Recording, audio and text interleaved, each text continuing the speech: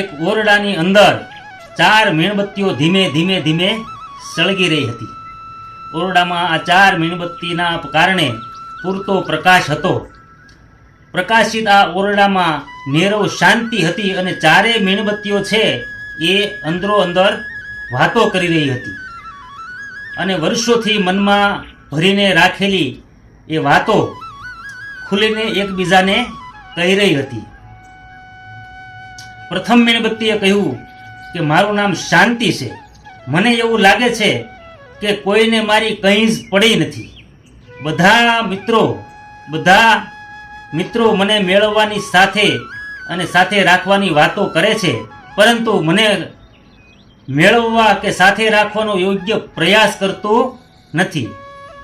ઉલટા મારા કરતા અશાંતિના લોકો વધુ ચાહે છે અને એ સતત સાથે લઈને ફરે છે.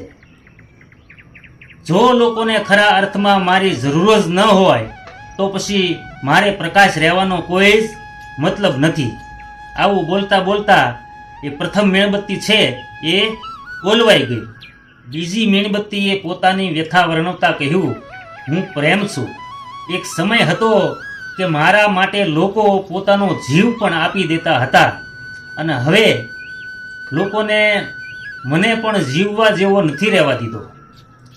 મને બહુ બદનામ કરી દીધો છે અને દુઃખની વાત તો એ છે કે લોકોએ મારી સાથે સ્વાર્થને જોડી દીધો છે અને પોતાના મતલબ માટે મારું ગળું દબાવી દેવાનું હવે સહજ થઈ ગયું છે.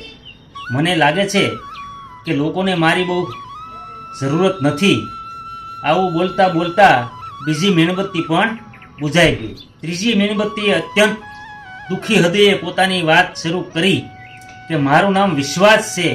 એક સમયે મારી બોલબાલા હતી. લોકો મને સાસવીને રાખતા અને આજે મારી સાથે દગો થઈ રહ્યો છે. અરે બીજે બધે તો ઠીક છે, પણ પતિ પત્ની જેવા ખૂબ જ નાજુક સંબંધોમાં પણ મને હવે સ્થાન નથી. હું જોઉં છું, જઉં તો ક્યાં જઉં? મને ભર યુવાનીમાં વૃદ્ધાવસ્થા આવી ગઈ હોય એવો અનુભવ થાય છે. હવે બહુ ઓછા શ્વાસ બાકી રહ્યા છે અને એ પણ પૂરા કરવાની મને કોઈ ઈચ્છા નથી. જ્યાં તમારું કાંઈ મૂલ્ય જ ના હોય ત્યાં જીવીને શું કરવું? આવું બોલતા બોલતા ત્રીજી મીણબત્તી રડી પડી અને પોતાના જ આંસુથી એ ઓલવાઈ ગઈ. હવે તો માત્ર એક જ મીણબત્તી પ્રકાશિત હતી. આથી ઓરડામાં પ્રકાશ સાવ ઓછો થઈ ગયો હતો. અચાનક ઓરડાનો દરવાજો ખુલ્યો અને એક નાનો બાળક ઓરડામાં દાખલ થયો. એણે જોયું કે 3 મીણબત્તીઓ ઓલવાઈ ગઈ હતી. આથી તે ખૂબ દુઃખી થયો. એણે ફરિયાદના સ્વરમાં બુઝાયેલી મીણબત્તીઓને કહ્યું, તમે એક બાળક તરીકે મને અન્યાય કર્યો છે. મારા આવતા પહેલા જ તમે તમારી જાતને ખતમ કરી દીધી. હું તો હજુ બહુ નાનો છું. મેં ક્યાં તમારું કાંઈ બગાડ્યું છે? તો પછી તમે મને અંધારું કેમ આપ્યું? તમારે મારા માટે પ્રકાશિત રહેવાની જરૂર હતી. બાળકની આ વાત સાંભળી રહેલી ચોથી મીણબત્તી એ બાળક પાસે ગઈ.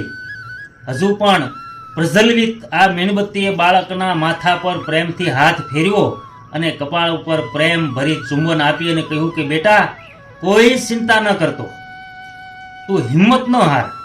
ચાલ આપણે બંને સાથે મળી આ બુઝાયેલી મીણબત્તીઓને પુનઃ પ્રગટાવીએ.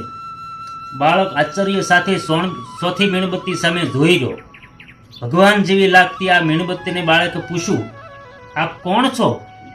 તો ચોથી મીણબત્તીએ સ્મિત સાથે બાળકના માથા પર પ્રેમથી હાથ ફેરવી અને કહ્યું કે બેટા, મારું નામ આશા છે. મિત્રો, જીવનમાં લુપ્ત થઈ રહેલા કે થઈ ગયેલા શાંતિ, વિશ્વાસ અને પ્રેમને પુનઃ પ્રાપ્ત કરવા હોય તો આશાની મીણબત્તીને ક્યારેય બુઝાવા ન દેતા. આશા જીવંત હશે તો શાંતિ, વિશ્વાસ અને પ્રેમ એ પણ જીવંત થશે. એમાં કોઈ શંકાને સ્થાન નથી.